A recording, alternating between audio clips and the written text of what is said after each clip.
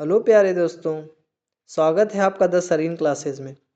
आज हम बात करेंगे सूरदास का पुष्टि मार्ग के बारे में। तो आइए शुरू करते हैं। श्री वल्लभाचार्य ने जिस मत का प्रचार किया वही पुष्ट मार्ग शुद्धाद्वैतवाद संप्रदाय कहलाता है। सिद्धांत की दृष्टि से आचार्य द्वारा प्रतिपादित मत ब्रह्मवाद और अविकृत परिणामवाद के नाम से विख्यात है, किंतु साधना पक्ष में उसे पुष्टि संप्रदाय कहा जाता है। पोषण का अर्थ है भगवान का अनुग्रह। पोषणम तदनुग्रह, भगवान के यानी भगवान के आनंदांश को प्राप्त करने का एकमात्र साधन भगवान की सेवा या भक्ति है। यानी भगवान को अगर हमें प्राप्त करना है तो हमें सेवा करनी पड़ेगी, भक्ति करनी पड़ेगी ईश्वर की। यह भक्ति उन्हीं को प्राप्त होती है जो भगवान के अनुग्रह भाजन होते हैं। इसको ही आचार्य जी ने पोषण कहा है।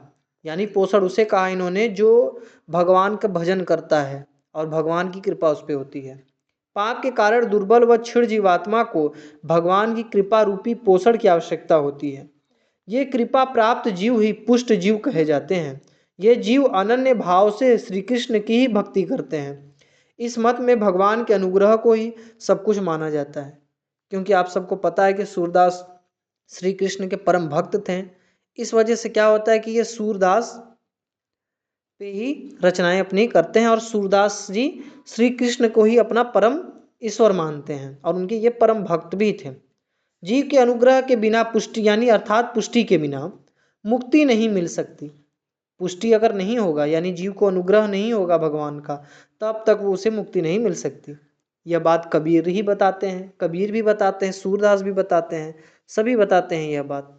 केवल यह सूरदास की बात नहीं है। सूरदास और पुष्टि मार्ग। सूरदास ने वल्लभा संप्रदाय में प्रवेश के पश्चात पुष्टि मार्गी भक्ति पद्धति को ही मुख्यतः स्वीकार किया है, इसमें कोई संदेह नहीं है। किंतु सूरदास तत्व चिंतन दार्शनिक नहीं थे। वे एक सच्चे भक्त थे, यानी वो चिंतन नहीं थे, वो ज़्यादा इधर उधर की बात नहीं जानते थे, केवल वे एक भक्त थे। वो कबीरदास की तरह ज़्यादा चिंतन नहीं करते थे कि ऐसे करें वैसे करें। ये केवल ईश्वर के भक्त ही थे और ये कुछ नहीं थे। सामान्यतः ये ईश्वर के भक्त ही माने गए हैं। इन्होंने पुष्टि मार्गी भक्ति के तत्व ग्रहण कर सर्वत्र अपनी मौलिकता की छाप छोड़ी है। पुष्टि मार्ग में भगवान के अनुग्रह पर सर्वाधिक बल दिया जाता है।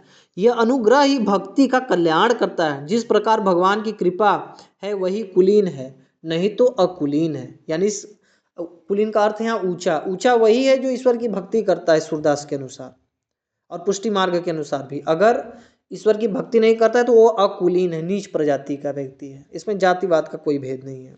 बहुत बहुत धन्यवाद। अगर आपको अच्छा लगा वीडियो तो लाइक ज़रूर करें और कमेंट में ज़रूर बताएं और सब्सक्राइब ज़रूर करें। बहुत धन्यवाद।